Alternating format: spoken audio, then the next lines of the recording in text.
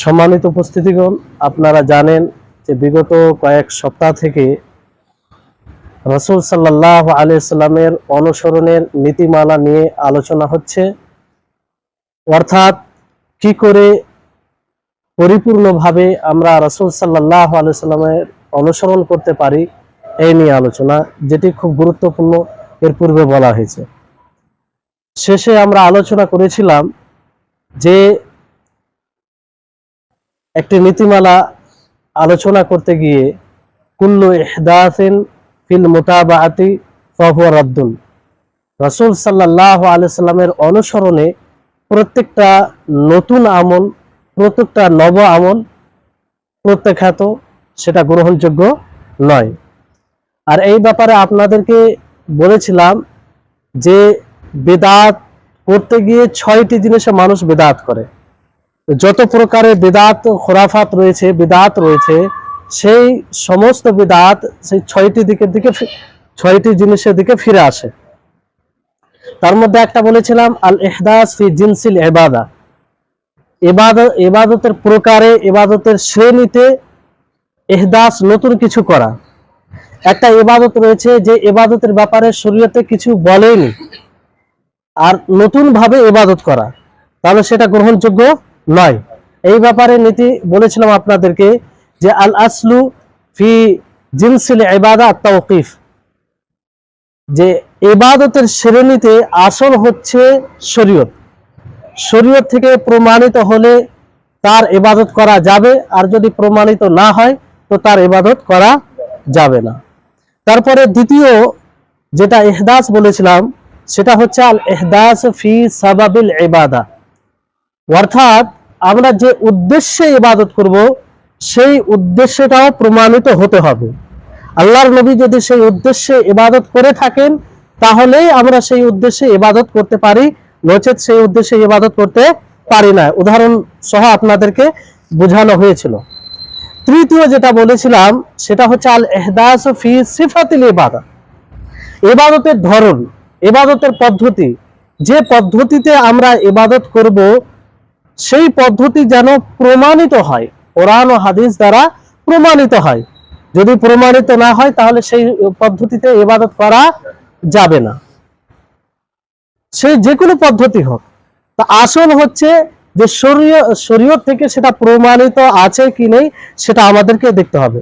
চতুর্থ নম্বর বলেছিলাম যে আল ইহদাস ফি মাকানিল ইবাদা, যে যখন আমরা কোনো জায়গার সাথে খাস করে ইবাদত করতে যাব তো সেই ইবাদতটি প্রমাণিত আছে কি নেই, সেই জায়গার সাথে ইবাদত করতে হবে এরকম কোনো দলিল আছে কি নেই। যদি দলিল থাকে তাহলে কোনো অসুবিধা নেই, করা যাবে।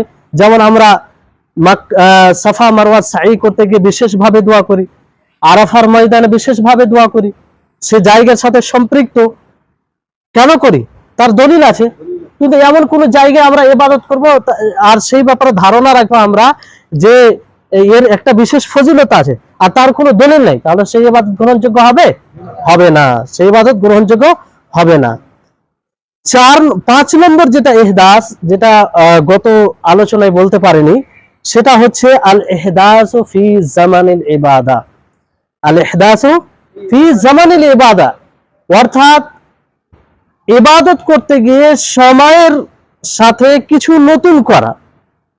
আপনি কোন ইবাদতকে সময়ের সাথে সম্পৃক্ত করে ইবাদত করবেন, আর আপনি ধারণা রাখবেন যে এই সময়ে ইবাদত করলে তার একটা বিশেষ ফজিলত আছে, তার বিশেষ একটা নেকি আছে, সেই সময়ে ইবাদত করতে গেলে বেশি নেকি হবে। তো এর জন্য দলিল লাগবে। দলিল ছাড়াই কোন ইবাদতকে কোন সময়ের সাথে খাস করা, এটা কি ইহদাস, এটা কি শরীয়তে নতুন কিছু আমল, যেটা বিদআত, যেটা কি বিদআত, যাকে বিদআত বলা হয়, সেই ইবাদতটি গ্রহণযোগ্য হবে না। যেমন আপনি সূরাতুল ফাতিহা কোন নির্ধারিত সময় পড়ছেন, আপনি খাস করে নিয়েছেন যে সকালে আমি 7 বার পড়ব, সন্ধ্যায় আমি 7 বার পড়ব। যদিও সূরাতুল ফাতিহা পড়ার অনেক ফজিলত রয়েছে, যে সূরাতুল ফাতিহাকে উম্মুল কোরআন বলা হয়েছে, ফাতিহা নাম দেওয়া হয়েছে, যে সূরাতুল ফাতিহাকে সাবউল মাসানি বলা হয়েছে, অর্থাৎ 7টি আয়াত, যে 7টি আয়াতকে বারবার পাঠ করা হয়, অথচ যদি আপনি সেই ফাতিহাকে কোনো সময়ের সাথে খাস করে দেন, তাহলে সেটি কি হবে? বিদআত হবে। এর জন্য দলিল লাগবে। আপনি যে সকালে পড়বেন, সন্ধ্যায় পড়বেন, নির্ধারিত করে একটা সময়ের সাথে খাস করবেন, এর জন্য কি লাগবে? দলিল লাগবে। দলিল ছাড়া সেই কোনো একে ইবাদত করা সম্ভব নয়। এজন্য দলিল সহ ইবাদত করতে হবে। দলিল সহজ, যে কোনো ইবাদতকে আপনি যখন সময়ের সাথে খাস করবেন, তখন এর জন্য দলিল লাগবে। দলিল ছাড়া সেই ইবাদতটি কি হবে? প্রত্যাখ্যাত হবে, সেটা গ্রহণযোগ্য হবে না। বুঝতে পারছেন তো? একদম এই বিষয়গুলো সুস্পষ্ট, এবং অনেক সময় এগুলো আমরা মানতে বাধ্য, কিন্তু যখন আমরা বিদআতে পড়ে যাই, বিদআতের জালে ফেসে যাই, তখন হয়তো আমরা বুঝার চেষ্টা করি না। তারপরে আরেকটি যেটা বিদআত ইহদাস হয়, নতুন আমল করা হয়, সেটা হচ্ছে আল ইহদাসু ফি মিকদারিল ইবাদা। আল ইহদাসু ফি মিকদারিল ইবাদা, অর্থাৎ ইবাদতের পরিমাণে নতুন কিছু করা। আসল হচ্ছে আপনি ততটাই ইবাদত করবেন যতটা ইবাদত নবী করিম মুহাম্মদ সাল্লাল্লাহু আলাইহি সাল্লাম থেকে প্রমাণিত, যতটা কোরআন ও হাদিস থেকে প্রমাণ হয়েছে, ততটাই ইবাদত করবেন। তার বেশি না, তার বেশি করা যাবে না, তার কম করা যাবে। এজন্য এই ক্ষেত্রে প্রত্যেক 6টি জিনিসে নীতি কি? আল আসলু ফিল ইবাদা আত তাওকিফ। ইবাদতে আসল হচ্ছে তাওকিফ, অর্থাৎ সেটা কিসের উপরে নির্ভর করে? দলিলের উপরে নির্ভর করে।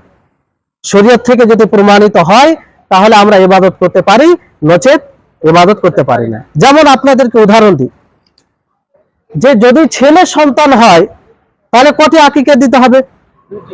2টি আকিকা দিতে হবে। কটি দিতে হবে? 2টি আকিকা। আর মেয়ে সন্তান যদি হয়, তাহলে কটি? 1টি। এবার যদি কোনো ব্যক্তি মনে করে, না আমার কাছে অর্থ আছে, আল্লাহ তাআলা অনেক কিছু দিয়েছে আমাকে, আমি 2টির জায়গায় 4টি 5টি আকিকা করি আকিকার উদ্দেশ্যে, কারণ আমার কাছে অর্থ আছে, আমি বেশি করে খরচ করব, এটা অসুবিধা কি? এটা তো ভালো জিনিস। তাহলে তার আকিকা গ্রহণযোগ্য হবে? হবে না। কেন হবে না? এটা নবী করিম মুহাম্মদ সাল্লাল্লাহু আলাইহি সাল্লাম থেকে প্রমাণিত নয়। নবী সাল্লাল্লাহু আলাইহি সাল্লাম সুস্পষ্ট ভাবে বলেছেন যে ছেলে সন্তানের পক্ষ থেকে 2টি জান, 2টি ছাগল দিতে হবে। অনুরূপ ভাবে আপনি ফজরের সালাত কয় রাকাত পড়েন? 2 রাকাত। আপনি মনে করেন যে রুকু করা, সিজদা করা এটা অনেক গুরুত্বপূর্ণ কাজ, তো আমরা আজকে 2 রাকাতের জায়গায় 4 রাকাত পড়ি, কবুল হবে? হবে না। কেন হবে না? তো এই যে ধারণা, আমাদের সব জায়গায় কেন এই ধারণা হয় না? আমরা যখন নতুন কিছু আমল করি, সেখানে কেন এই ধারণা হয় না? সেখানে কেন আমরা এই যুক্তি দেখাই যে না, এটা তো ভালো আমল, এতে অসুবিধা কি আছে? তো ফজরের 4 রাকাত পড়া এটাও তো ভালো আমল, সেখানে রুকু বেশি হচ্ছে, সাজদা বেশি হচ্ছে, দোয়া বেশি আপনি পাঠ করছেন, বেশি সময় দিচ্ছেন, বেশি কিরাত করছেন, তো কেন এটা গ্রহণযোগ্য হবে না? এই কারণে হবে না যে এটা নবী করিম মুহাম্মদ সাল্লাল্লাহু আলাইহি সাল্লাম থেকে প্রমাণিত নয়, এটা সীমিত। 2 রাকাত আল্লাহ নবী পড়েছেন, তো 2 রাকাতই আমাদেরকে পড়তে হবে। আরেকটি উদাহরণ আপনাদেরকে দিই, যেমন সালাতুল জানাজা। সালাতুল জানাজা, সেখানে রুকু সাজদা আছে? নেই। রুকু সাজদা করা একটি গুরুত্বপূর্ণ ইবাদত, তাই না? আল্লাহ তাবারক ওয়া তাআলা কি বলেন? ওয়ারকাউ মা'আর রাকিঈন, যে তোমরা রুকুকারীদের সাথে রুকু করো, ওয়া কুম মিনাস সাজিদিন, সাজদাকারীদের অন্তর্ভুক্ত হয়ে যাও। এত গুরুত্বপূর্ণ ইবাদত। এবার এই আয়াতগুলোকে, আল্লাহ তাবারক ওয়া তাআলার এই আদেশগুলোকে লক্ষ্য করে যদি কোনো ব্যক্তি মনে করে যে না, এত গুরুত্বপূর্ণ ইবাদত, সালাতুল জানাজাতে রুকু তো করা হয় না, তো আমরা আজকে রুকু সাজদা সহ সালাতুল জানাজা পড়ব, কবুল হবে? হবে না। কেন হবে না? এটা নবী করিম মুহাম্মদ সাল্লাল্লাহু আলাইহি ওয়াসাল্লাম থেকে প্রমাণিত নয়। অতএব প্রত্যেকটি জিনিসে রাসূল সাল্লাল্লাহু আলাইহি ওয়াসাল্লামের অনুসরণ করতে হবে। সম্মানিত উপস্থিতিগণ, এই নীতিটি যদি আমরা ভালো করে বুঝি, নিজের জীবনে বাস্তবায়ন করি, তাহলে আমাদের জীবনে কখনো বিদআতি আমল আসতে পারে না। আমাদের আমল বিদআত মুক্ত হবে। সেই 6টি জিনিস কি? ইবাদতের শ্রেণীতে নতুন আমল করা, নতুন ভাবে ইবাদত করা, ইবাদতের উদ্দেশ্যে নতুন কিছু উদ্দেশ্য নিয়ে ইবাদত করা, তারপরে ইবাদতের ধরনে, ইবাদতের পদ্ধতিতে নতুন পদ্ধতিতে ইবাদত করা, তারপরে কোন জায়গার সাথে খাস করে ইবাদত করা যেটা দলিল নেই, তারপর কোন সময়ের সাথে খাস করে ইবাদত করা যেটার কোনো দলিল নেই, ইবাদতের পরিমাণ বাড়িয়ে দেওয়া যার কোনো দলিল নেই। তাহলে এই ছয়টি জিনিস যদি আমরা ছয়টি জিনিসে যদি আমরা সজাগ হই, সচেতন হই, তাহলে ইনশাআল্লাহ আমাদের জীবনে ইবাদত, আমাদের জীবনে, আমাদের আমলে বিদআতে আমল আসবে না। বুঝতে পারলেন? এই জন্য আল্লাহ নবী মুহাম্মদ সাল্লাল্লাহু আলাইহি ওয়াসাল্লাম যে বলেন, মান আহদাসা ফি আমরিনা, অর্থাৎ এটাকে এইভাবে নিতে পারেন যে মান আহদাসা ফি জিনসিল ইবাদা ফাহুয়া রাদ, যে ব্যক্তি ইবাদতের প্রকার সমূহে নতুন কিছু আমল করে, নিত্য নতুন পদ্ধতিতে ইবাদত করে, তাহলে সেটা গ্রহণযোগ্য হবে না। মান আহদাসা ফি সাবাবিল ইবাদা ফাহুয়া রাদ, যদি কোনো ব্যক্তি নতুন কোনো উদ্দেশ্যে ইবাদত করে সেটা গ্রহণযোগ্য হবে না। মান আহদাসা ফি সিফাতিল ইবাদা ফাহুয়া রাদ, যদি কোনো মানুষ নতুন পদ্ধতিতে ইবাদত করে তাহলে সেটা গ্রহণযোগ্য হবে না। মান আহদাসা ফি মাকানিল ইবাদা ফাহুয়া রাদ, যদি কোনো মানুষ কোনো ইবাদতকে কোনো জায়গার সাথে খাস করে ইবাদত করে অথচ তার কোনো দলিল না থাকে তাহলে সেটা গ্রহণযোগ্য হবে না। অনুরূপ ভাবে মান আহদাসা ফি জামানিল ইবাদা ফাহুয়া রাদ, কোনো ব্যক্তি যদি কোনো ইবাদতকে সময়ের সাথে খাস করে ইবাদত করে আর তার দলিল না থাকে তাহলে সেটা প্রত্যাখ্যাত, সেটা গ্রহণযোগ্য নয়। অনুরূপ ভাবে মান আহদাসা ফি মিকদারিল ইবাদা ফাহুয়া রাদ, যদি কোনো ব্যক্তি ইবাদতের পরিমাণে নতুন কিছু আমল করে তাহলে সেটা গ্রহণযোগ্য হবে না। সম্মানিত পাঠক, এই বিষয়টি আপনাদের সম্মুখে বিস্তারিত বলার কারণ আপনারা বুঝতেই পারছেন যে সারা জীবন যদি আমরা ইবাদত করে থাকি আর সেই ইবাদতে পরিপূর্ণভাবে রাসূল সাল্লাল্লাহু আলাইহি সাল্লামের অনুসরণ না থাকে, সেই ইবাদতের প্রকারে হোক, ইবাদতের উদ্দেশ্য হোক, ইবাদতের ধরনে হোক, ইবাদতের জায়গাতে হোক, ইবাদতের সময়ে হোক, ইবাদতের পরিমাণে হোক, তাহলে আপনি সারা জীবন ইবাদত করে আপনি ব্যর্থ হবেন। অতএব আমাদেরকে সজাগ হতে হবে। এই ছয়টি বিষয়ে যদি আমরা সচেতন হই, সজাগ হই, তাহলে ইনশাআল্লাহ আমাদের ইবাদত বিদআত মুক্ত হবে। তারপরে নীতি একটা হচ্ছে কুল্লু বিদআতিন ফিদ-দীনি ফাহিয়া দালালা, যে দ্বীনের মধ্যে প্রত্যেকটি বিদআত সেটা পথভ্রষ্ট। সেটা কি? পথভ্রষ্ট। প্রত্যেকটি নতুন আমল দ্বীনের মধ্যে সেটা পথভ্রষ্ট। এখান থেকে এটা সুস্পষ্ট যে দ্বীনের মধ্যে কোন বিদআতে হাসানা, বিদআতে সাইয়্যিআ নেই, কি ভালো বিদআত, খারাপ বিদআত, এইভাবে কোনো ভাগ করা নেই। প্রত্যেকটি বিদআত, প্রত্যেকটি নতুন আমল সেটা কি হবে? সেটা পথভ্রষ্ট হবে, বিদআত হবে, অতঃপর সেটা পথভ্রষ্ট হবে। আর আমরা অহরহ খুতবাতে শুনি, খুতবাতে কি বলা হয়? ওয়া ইয়্যাকুম ওয়া মুহদাসাতিল উমুর ফাইন্না কুল্লা মুহদাসাতিন বিদআহ ওয়া কুল্লা বিদআতিন দালালা, তোমরা নতুন আমল করা থেকে বেঁচে থাকো, কারণ প্রত্যেকটা নতুন আমল দ্বীনের মধ্যে সেটা কি? সেটা বিদআত, এবং প্রত্যেকটি বিদআত সেটা পথভ্রষ্ট। তাহলে যেই আমল হোক না কেন, আপনি সেই আমলকে যতই উত্তম মনে করেন না কেন, আপনার বুদ্ধিতে বিবেকে যতই ভালো মনে হোক না কেন, যদি সেটা নতুন হয়, সেই আমলের ব্যাপারে নবী করিম মুহাম্মদ সাল্লাল্লাহু আলাইহি সাল্লামের কোনো বাণী না থাকে, নবী করিম মুহাম্মদ সাল্লাল্লাহু আলাইহি সাল্লামের কোনো দিক নির্দেশনা না থাকে, তাহলে সেটি পথভ্রষ্ট। সেটি কি হবে? পথভ্রষ্ট হবে। অতএব কোন প্রকারের বিদআত করা যাবে না। তারপরে নীতি একটি খুব গুরুত্বপূর্ণ নীতি, সেটা মনে রাখতে হবে। যখন আমরা কোন বিদআতিকে তার আমলের কথা বলি, তখন তারা যে অভিযোগ করে কিংবা তারা যে উত্তর দেয়, তাদের খণ্ডন রয়েছে এতে। সেটা কি? মাশরুইয়াতু শারঈয়্যাতি বিআসলিহি লা তাস্তালজিমু বিমাশরুইয়াতিহি বিওয়াসফিহি, যে শরীয়তে যদি কোন মূল ইবাদতকে সাব্যস্ত করে, প্রমাণ করে, তো এটা থেকে এটা জরুরি নয় যে মানুষ যেভাবে ইবাদত করছে সেটাও প্রমাণ হবে। বুঝতে পারছেন? বুঝতে পারছেন আমার কথা? যে শরীয়তে যদি কোনো ইবাদত প্রমাণিত থাকে, কোরআন ও হাদিস দ্বারা প্রমাণিত হয়, তো মানুষ যেভাবে ইবাদত করে, যে পদ্ধতিতে ইবাদত করে, সেটাও যে শরীয়তে প্রমাণিত হবে এটা কোনো জরুরি নয়। এটা কোনো জরুরি নয়।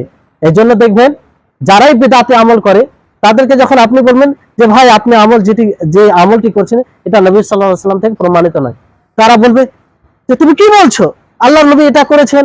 যেমন ধরুন যে সূরাতুল ফাতিহা পেলেন, সূরাতুল ফাতিহা পড়া এটা উত্তম, যে কোনো সময় আপনি পড়তে পারেন। কোন খতিব, কোন আলেম যদি মনে করে যে প্রত্যেক খুতবার শুরুতে পড়তে হবে সূরাতুল ফাতিহা, প্রত্যেক খুতবার শুরুতে সূরাতুল ফাতিহা পড়তে হবে, আর সে তার একটা বিশেষ ফজিলত মনে করে পড়ে, তাহলে এটা ঠিক হবে? তাকে যদি বলা হয় যে ভাই এটা ঠিক নয়, সে বলবে তুমি কেমন কথা বলছো, সূরাতুল ফাতিহা এত বড়, এত একটা গুরুত্বপূর্ণ সূরা, যার ব্যাপারে যার নাম হয়েছে সূরাতুল ফাতিহা, যাকে উম্মুল কোরআন বলা হয়েছে, যাকে সাবউল মাসানি বলা হয়েছে, অর্থাৎ 7টি আয়াত যাকে বারবার পাঠ করা হয়, আর সেই সূরাকে পড়া যাবে না? তাকে কি বলতে হবে যে ভাই আসলে এটা আমি বলতে চাই না, সূরাতুল ফাতিহা তো পড়তে হবে, এটা তো প্রমাণিত, কিন্তু তুমি যে পদ্ধতিতে পড়ছো প্রত্যেক খুতবার শুরুতে, আর তুমি এটাকে বিশেষ একটা ফজিলত মনে করে পড়ছো, এটা ঠিক নয়, এটা ঠিক নয়। তারপরে যেমন আপনার সম্মিলিত ভাবে জিকির করা, সম্মিলিত ভাবে জিকির করা, আল্লাহকে স্মরণ করা, একসাথে বসে আল্লাহর জিকির করা। তো জিকিরের ব্যাপারে তো আল্লাহ তাআলা অনেক কিছু বলেছেন, ইয়া আইয়ুহাল্লাযীনা আমানু যকুরুল্লাহা কাসীরা। তারপরে বিভিন্ন জায়গায় নবী করিম মুহাম্মদ সাল্লাল্লাহু আলাইহি ওয়াসাল্লাম বলেছেন যে প্রত্যেক মুমিনের যাতে ঠোঁট তার ভিজে থাকে জিকির করাতে, সবসময় সে জিকির করে, খালে চুপচাপ বসে না থাকে। তাহলে জিকির করার তো কথা অনেক এসেছে, কিন্তু সম্মিলিত ভাবে জিকির করা এটা কোথা থেকে প্রমাণিত? আপনি তাদেরকে যখন বলবেন যে ভাই এইভাবে সম্মিলিত জিকির করা সঠিক নয়, এটা বিদআত, তো তারা কি বলবে যে আল্লাহ তাবারক ওয়া তাআলা জিকির করতে বলেছেন, নবী করিম মুহাম্মদ সাল্লাল্লাহু আলাইহি ওয়াসাল্লাম বলেছেন, আর তুমি নিষেধ করছো। আসলে তাকে বোঝা উচিত যে তাকে আসলে জিকির করা থেকে নিষেধ করা হয় না, বরং যে পদ্ধতিতে সে আল্লাহর জিকির করে সম্মিলিত ভাবে, সেই পদ্ধতির ব্যাপারে বলা হচ্ছে যে এই পদ্ধতিটা সঠিক নয়, বাকি জিকির তো করতে হবে, একটা গুরুত্বপূর্ণ ইবাদত। বুঝতে পারছেন? তাহলে কোন ইবাদত যদি প্রমাণিত হয়, তো প্রমাণিত হওয়ার অর্থ এটা নয় যে মানুষ যেভাবে ইবাদত করবে নিজ ইচ্ছা মতো সেটাও প্রমাণিত। ইবাদত প্রমাণিত হওয়ার সাথে সাথে আমরা যে পদ্ধতিতে ইবাদত করব, যে নিয়মে ইবাদত করব, সেটাও যেন প্রমাণিত হয়। বুঝতে পারলেন? অনুরূপভাবে নবী করিম মুহাম্মদ সাল্লাল্লাহু আলাইহি ওয়াসাল্লামের জন্মদিবস পালন করা, জন্মদিবস পালন করা। তো যারা জন্মদিবস পালন করে তারা কি বলে যে আমরা রাসূল সাল্লাল্লাহু আলাইহি ওয়াসাল্লামকে অনেক ভালোবাসি, তো তার ভালোবাসার খুশিতে যেদিন আল্লাহর নবী জন্ম এই পৃথিবীতে আগমন করেছেন, সেদিন কি আমরা খুশি আনন্দ ফুর্তি করব না? এটা কি খুশির বিষয় নয়? এটা বাস্তব তাদের কথা, কিন্তু তারা যে পদ্ধতিতে নবী সাল্লাল্লাহু আলাইহি ওয়াসাল্লামকে ভালোবাসছে কিংবা ভালোবাসা প্রকাশ করছে, এটা কি সঠিক? সঠিক নয়। কারণ নবী করিম মুহাম্মদ সাল্লাল্লাহু আলাইহি ওয়াসাল্লাম এইভাবে বলেননি যে তোমরা আমার জন্মদিবসে কি করবে, আনন্দ ফুর্তি করবে, কিংবা সাহাবায়ে কেরাম রাদিয়াল্লাহু আলাইহিম আজমাইন এভাবে আমল করেননি। বুঝতে পারছেন?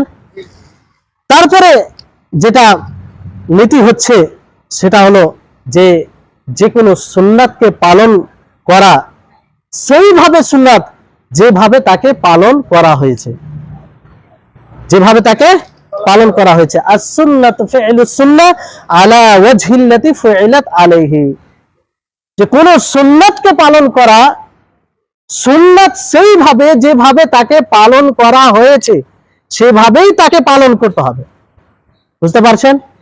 নীতি বুঝতে পারছেন? এর উদাহরণ কি? যেমন কাবার তাজিম করা, সম্মান করা, তাই না? কাবার সম্মান করতে হবে কি হবে না? নবী করিম মুহাম্মদ সাল্লাল্লাহু আলাইহি ওয়াসাল্লাম সম্মান করেছিলেন কি করেননি? সাহাবায়ে কেরাম রিজওয়ানুল্লাহি আলাইহিম আজমাইন করেছিলেন কি করেননি? সকলেই করেছিলেন।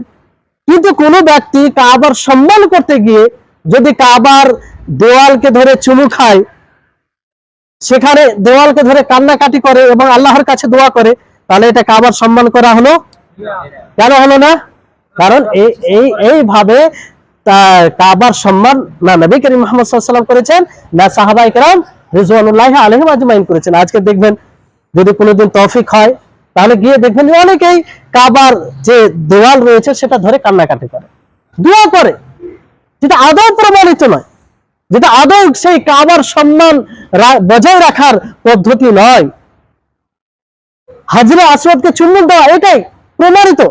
এই জন্য চুম্বন দিতে হলে কোথায় দিতে হবে? যদি সম্ভব হয় হাজরে আসওয়াদকে দিতে হবে। এবার যদি হাজরে আসওয়াদকে না দেওয়া হয় তো ইসলাম করতে হবে, দূর থেকে ইশারা করতে হবে, তাই না? এবার যদি কেউ রুকনে ইয়ামানি অন্য জায়গায় চুম্বন করে, তাহলে এটা কি কাবার সম্মান করা হবে? করা হবে না। তাহলে যে কোনো সুন্নাতকে পালন করা সুন্নাত তখনই হবে যখন সেই সুন্নাতকে সেইভাবে আদায় করবেন যেভাবে আদায় করা হয়েছে। বুঝতে পারলেন? তারপরে একটি নীতি হচ্ছে গুরুত্বপূর্ণ, সেটা হচ্ছে যে আইয়ু কাঈদাতিন তা'তিলু মুতাবাআতিন নবী সাল্লাল্লাহু আলাইহি ওয়াসাল্লাম ফাহুয়া বাতিলা। যে প্রত্যেকটি নিয়ম, প্রত্যেকটি নীতি যারা নীতি বানিয়ে রেখেছে, সেই নীতি দ্বারা যদি রাসূল সাল্লাল্লাহু আলাইহি সাল্লামের অনুসরণ করা না হয়, তাহলে সেটা কি? বাতিল। খুব গুরুত্বপূর্ণ এটা নীতি, খুব গুরুত্বপূর্ণ। আর এই নীতির উপরে সকল মুসলিমকে থাকা উচিত, এই নীতির উপরে সকল মুসলিমকে থাকা উচিত। এই জন্য দেখবেন কিছু কিছু মাসলাক রয়েছে, যেমন হানাফি, শাফি, মালিকি রয়েছে কি রয়নি? কিছু কিছু মাসলাকে এটা নিয়ম আছে, যদি কোন হাদিস, তাদের নীতি, তাদের ওলামা এটা নীতি বানিয়ে রেখেছে, যদি কোনো হাদিস তাদের ইমামের ফতোয়ার বিরুদ্ধে চলে আসে, কোন হাদিস তাদের ইমামের বিরুদ্ধে চলে আসে, তাদের ফতোয়ার বিরুদ্ধে চলে আসে, তাহলে সেই হাদিসকে কি করা হবে? বাতিল করা হবে এবং ইমামের ফতোয়াকে প্রাধান্য দেওয়া হবে। এটা বাস্তবায়ন করা হয়, তারা বাস্তবায়ন করে এই নীতিকে সামনে রেখে। তাহলে এই নীতি প্রত্যাখ্যাত কি প্রত্যাখ্যাত নয়? এই জন্য যে কোনো নীতি যদি সেই নীতিকে অবলম্বন করতে গিয়ে রাসূল সাল্লাল্লাহু আলাইহি সাল্লামের অনুসরণ না করা হয়, তাহলে সেই নীতি বাতিল, সেটা মানা যাবে না। আপনি কোন সংগঠনে আছেন, কোন জমিয়তে আছেন, কোন আন্দোলনে আছেন, সেখানে যদি এরকম নীতি থাকে যে নীতি দ্বারা রাসূল সাল্লাল্লাহু আলাইহি সাল্লামের অনুসরণকে উল্লঙ্ঘন করা হয়, রাসূল সাল্লাল্লাহু আলাইহি সাল্লামের অনুসরণ না করা হয়, তাহলে সেই নীতিকে অবলম্বন করা যাবে না, সেই নীতিকে অবলম্বন করা যাবে না। এক কথায় সদা সর্বদা নবী করিম মুহাম্মদ সাল্লাল্লাহু আলাইহি সাল্লামের বাণীকে কি করতে হবে? প্রাধান্য দিতে হবে। নবী করিম মুহাম্মদ সাল্লাল্লাহু আলাইহি সাল্লামের বাণীকে কি করতে হবে? প্রাধান্য দিতে হবে। এই জন্য কারণ নবী করিম মুহাম্মদ সাল্লাল্লাহু আলাইহি সাল্লামের অনুসরণে রয়েছে হেদায়েত। প্রকৃত হেদায়েত কিসে রয়েছে? রাসূল সাল্লাল্লাহু আলাইহি সাল্লামের হেদায়েত, রাসূল সাল্লাল্লাহু আলাইহি সাল্লামের অনুসরণ। আল্লাহ তাবারক ওয়া তাআলা কি বলেন? ওয়া ইন তুতিউহু ফাহতাদু, ওয়া ইন তুতিউহু ফাহতাদু। যদি তোমরা রাসূল সাল্লাল্লাহু আলাইহি সাল্লামের অনুসরণ করো, তাহলে তোমরা হেদায়েত প্রাপ্ত হবে। তার মানে রাসূলের কথাতেই, রাসূলের অনুসরণে হেদায়েত রয়েছে। কারো নীতিতে, কারো যুক্তিতে, কারো বিবেকে ভালো লাগলে সেটা অনুসরণ করে, তাতে হেদায়েত নাই। হেদায়েত কিসে রয়েছে? আল্লাহর রাসূল সাল্লাল্লাহু আলাইহি সাল্লাম। এই জন্য সব সময় রাসূল সাল্লাল্লাহু আলাইহি সাল্লামের অনুসরণকে প্রাধান্য দিতে হবে। বুঝতে পারছেন? তারপরে গুরুত্বপূর্ণ যেটি নীতি হচ্ছে, অনেক নীতি রয়েছে, তার মধ্যে আরেকটি নীতি হচ্ছে যেটা আব্দুল্লাহ ইবনে মাসউদ রাদিয়াল্লাহু তাআলা আনহুর আসার, তিনি বলছেন ইত্তাবিউ ওয়ালা তাবতাদিউ ফাকাদ কাফাইতুম, ফাকাদ কুফিতুম। যে তোমরা রাসূল সাল্লাল্লাহু আলাইহি সাল্লামের অনুসরণ করো এবং দ্বীনের মধ্যে কোনো নতুন আমল করো না, বিদআত করো না, দ্বীনকে উপেক্ষা করে তোমরা নতুন আমল করো না, কারণ রাসূল সাল্লাল্লাহু আলাইহি সাল্লামের অনুসরণে তোমাদের যথেষ্ট রয়েছে। যে উদ্দেশ্যে তোমরা ইবাদত করছো, যে কারণে ইবাদত করছো, সেটা তোমরা কিসে পাবে? রাসূল সাল্লাল্লাহু আলাইহি সাল্লামের অনুসরণে পাবে। তোমরা জান্নাতকামী, যদি জান্নাত কামনা করো, জান্নাত যেতে চাও, তাহলে রাসূল সাল্লাল্লাহু আলাইহি সাল্লামের অনুসরণ করা যথেষ্ট হবে তোমাদের। যদি তোমরা জাহান্নাম থেকে মুক্তি পেতে চাও, তাহলে রাসূল সাল্লাল্লাহু আলাইহি সাল্লামের অনুসরণ করাটাই যথেষ্ট হবে। যদি তোমরা সিরাতে মুস্তাকিমে থাকতে চাও, যে সিরাতে মুস্তাকিম তোমাদেরকে জান্নাতে নিয়ে যাবে, তাহলে সেই ক্ষেত্রে রাসূল সাল্লাল্লাহু আলাইহি সাল্লামের অনুসরণ করাটাই যথেষ্ট হবে। তাহলে সদা সর্বদা রাসূল সাল্লাল্লাহু আলাইহি সাল্লামের অনুসরণ করতে হবে। রাসূল সাল্লাল্লাহু আলাইহি সাল্লামের অনুসরণে আমাদের জন্য সবকিছু। কারণ দিন পরিপূর্ণ, দিন কমপ্লিট করে দেওয়া হয়েছে। কোনো সুযোগ নেই, কোনো মানুষের কোনো অধিকার নেই যে দিনের মধ্যে কোনো নতুন জিনিস সংযোজন করবে। কোনো মানুষের কোনো অধিকার নেই যে এই দিন থেকে কোনো জিনিসকে বের করবে। আল্লাহ তাবারক ওয়া তাআলা বলেন, আল ইয়াউমা আকমালতু লাকুম দীনাকুম ওয়া আতমামতু আলাইকুম নি'মাতি ওয়া রাদিতু লাকুম ইসলাম দীনা। যা আজকে আমি এই দিনকে পরিপূর্ণ করেছি, সম্পূর্ণ করে দিয়েছি। অতএব এই পরিপূর্ণ দিনকে যেভাবে নবী করিম মুহাম্মদ সাল্লাল্লাহু আলাইহি ওয়াসাল্লাম সুস্পষ্ট করেছে না সাহাবাদের মাঝে, সেভাবেই সেই দিনকে পালন করতে হবে। তারপর যেটি নীতি হচ্ছে খুব গুরুত্বপূর্ণ, সমস্ত উলামায়ে কেরামদের এই নীতির উপরে সম্মতি রয়েছে। নীতিটি হচ্ছে, মানিস্তাবানাত লাহু সুন্নাতু রাসূলিল্লাহি সাল্লাল্লাহু আলাইহি ওয়াসাল্লাম ফালা ইয়াজুজু তারকুহা লিকাউলি আহাদিন মিনান নাস।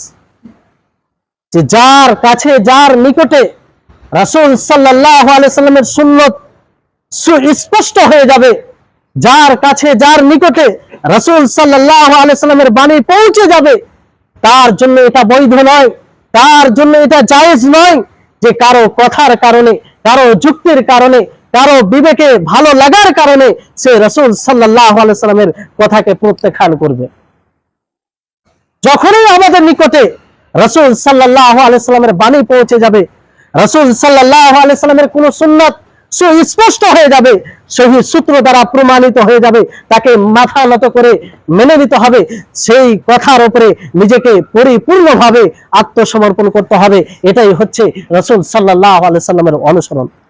সম্মানিত উপস্থিতিগণ, কিন্তু আজকের অবস্থা এর বিপরীত। যে আমরা অনেক সময় আমাদের বিবেকে লাগে না বলে রাসূল সাল্লাল্লাহু আলাইহি সাল্লামের সুন্নাতকে প্রত্যাখ্যান করি। অনেক সময় আমার ইমামের ফতোয়ার বিরোধী হওয়ার কারণে রাসূল সাল্লাল্লাহু আলাইহি সাল্লামের হাদিসকে প্রত্যাখ্যান করি। অনেক সময় আমরা কি করি, নিজের প্রিয় লোকের কথার বিরোধী হওয়ার কারণে আমরা রাসূল সাল্লাল্লাহু আলাইহি সাল্লামের কথাকে প্রত্যাখ্যান করি। তাহলে যদি আমরা প্রত্যাখ্যান করি রাসূল সাল্লাল্লাহু আলাইহি সাল্লাম, তাহলে এর ভয়ঙ্কর শাস্তি রয়েছে। আর মূলত এই নীতিটি ইমাম শাফি রাহিমাহুল্লাহ বলেছেন। কে বলেছেন? ইমাম শাফি রাহিমাহুল্লাহ। তাহলে তিনি এই নীতি দ্বারা সুস্পষ্ট করেছেন যে আমার কোন সময় অন্ধ অনুসরণ করা যাবে না। যখনই তোমাদের নিকটে সহিহ হাদিস, বিশুদ্ধ হাদিস পৌঁছে যাবে, তখনই তোমরা সেই রাসূলের, সেই সঠিক হাদিসের, বিশুদ্ধ হাদিসে তোমরা অনুসরণ করবে। তিনি নিজেই বলছেন, যখন রাসূল সাল্লাল্লাহু আলাইহি ওয়াসাল্লামের সুন্নাত সুস্পষ্ট হয়ে যাবে, যদিও আমার কথার বিরোধী হয়, আমার ফতোয়ার বিরোধী হয়, তাহলে আমার কথাকে প্রত্যাখ্যান করবে, রাসূল সাল্লাল্লাহু আলাইহি ওয়াসাল্লামের কথাকে নিয়ে। তাহলে কোন ইমামের অন্ধ অনুসরণ করা, এটা কি সঠিক? সঠিক নয়। আজকে আমরা কোথায় নিজের ব্রেন, বিবেককে আমরা কাজে লাগাই? আল্লাহ তাবারক ওয়া তাআলা ব্রেন বিবেককে দিয়েছে, যাতে এই ব্রেন বিবেক দিয়েছে আমাদেরকে, যাতে আমরা এই সঠিক বেঠিকের মধ্যে পার্থক্য করতে পারি। অতএব আমাদেরকে সব সময় এটা মনে রাখতে হবে যে যখনই আমাদের নিকটে বিশুদ্ধ হাদিস দ্বারা কোনো সুন্নাত আমাদের নিকটে পৌঁছে যাবে, তখন সেটাকে মেনে নিতে হবে। এটা আমাদের ইমামের কথার বিরোধী হোক কিংবা যারই বিরোধী হোক না কেন। কত সময় আছে? শেষ। তো যাই হোক, এভাবে আরো নীতি আছে, ইনশাআল্লাহ আগামীতে আরো আলোচনা হবে। আশা করি আপনারা আসবেন, আলোচনাগুলো খুব মনোযোগ দিয়ে শুনবেন আর এটা বাস্তবায়ন করবেন। কারণ আপনাদেরকে পূর্বেই বলেছি যে রাসূল সাল্লাল্লাহু আলাইহি সাল্লামের অনুসরণের উপরেই আপনার ইসলাম, আপনার ঈমান নির্ভর করে। এই বিষয়টিকে হালকা ভাবে নেবেন না। এই বিষয়ের উপরেই আমাদেরকে মজবুত ভাবে টিকে থাকতে হবে, তাহলে বাকি জিনিস ইনশাআল্লাহ সহজ সরল ভাবে ঠিক হয়ে যাবে। আগামীতে ইনশাআল্লাহ আবারও আলোচনা হবে। আল্লাহ তাবারক ওয়া তাআলা আমাদের সকলকে যেন দ্বীনের উপরে টিকে থাকার এবং পরিপূর্ণভাবে রাসূল সাল্লাল্লাহু আলাইহি সাল্লামের অনুসরণ করার তৌফিক দান করেন। আমিন। ওয়া আখিরু দাওয়ানা আলহামদুলিল্লাহি রাব্বিল আলামিন।